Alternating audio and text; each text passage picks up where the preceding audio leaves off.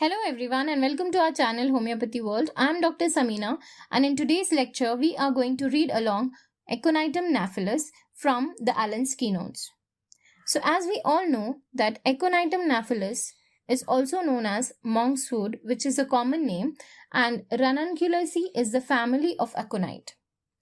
The constitution of Aconite is generally indicated in young people, especially girls of full and plethoric habit who lead a sedentary life. These kind of people are easily affected by atmospheric changes. So what are plethoric habits? Plethoric means congestion or swelling. These people also have dark hair and dark eyes and also rigid muscle fibers. These patients generally have great fear and anxiety of mind with great nervous excitability. They are afraid to go out, to go into the crowd, or wherever there is any kind of excitement or many people are present, or to cross the street. So generally you will find that these kind of patients are having fear of traveling or fear of public transport. They cannot travel, they cannot cross the street, or they are having the fear of nervous excitability or any kind of excitement. The countenance is expressive of fear. So what is countenance? Countenance means mood. So their mood is always expressing some kind of fear. Okay?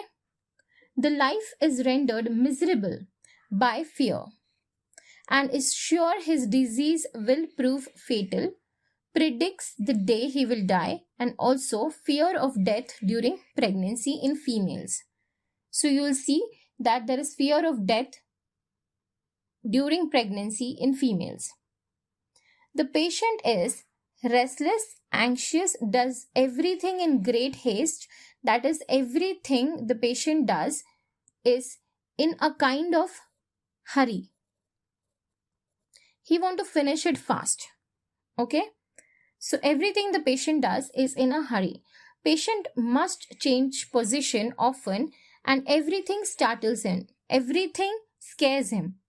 Hahnemann says that whenever aconite is chosen homeopathically, you must above all observe the moral symptoms of the patient and be careful that it closely resembles them. The anguish of the mind should resemble and the anguish of the body also should be resemble. The restlessness of the aconite should be same, the disquiet not to be allayed. Okay? The mental anxiety and worry and fear accompanies the most trivial ailments.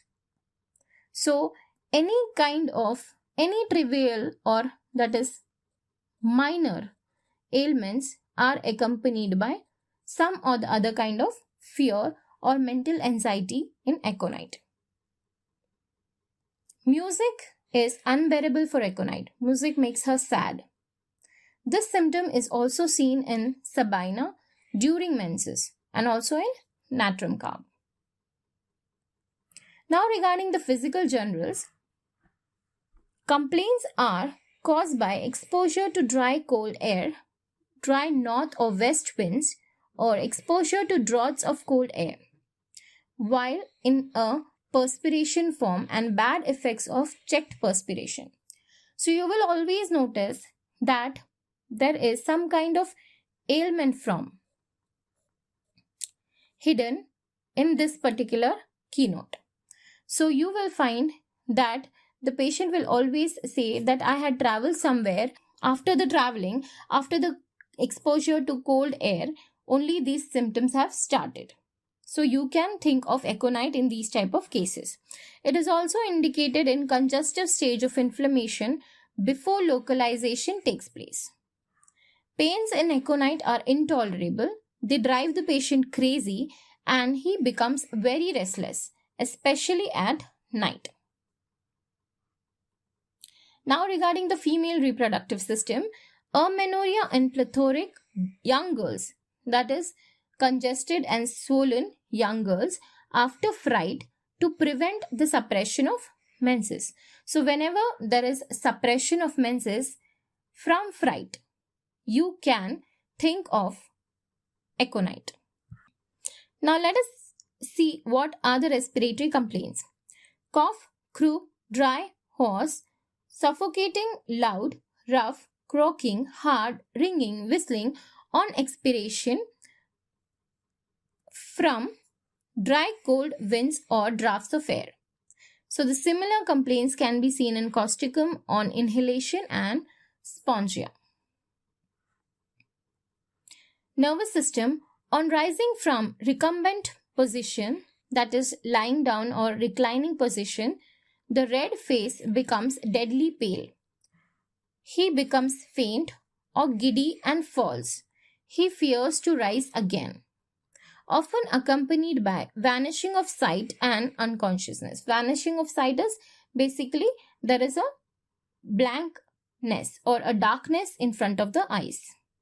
It is also given in convulsions of teething children, heat, jerks, twitches of single muscle, child gnaws its fits, frets, screams, skin is hot and dry, and high fever is present.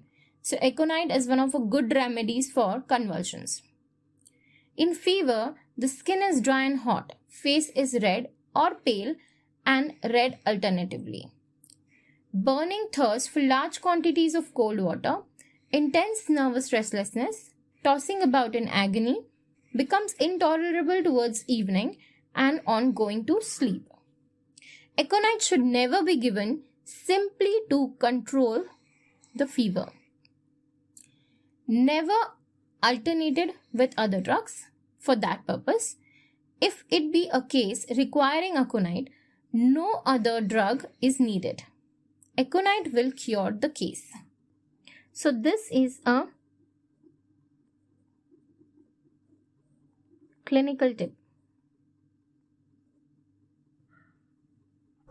that aconite should never be given simply to control the fever, never alternated with any other drugs for that purpose, and if the case is requiring aconite, no other drug should be given and it should not be needed.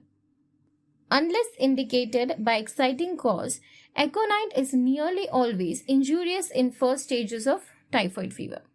So it should never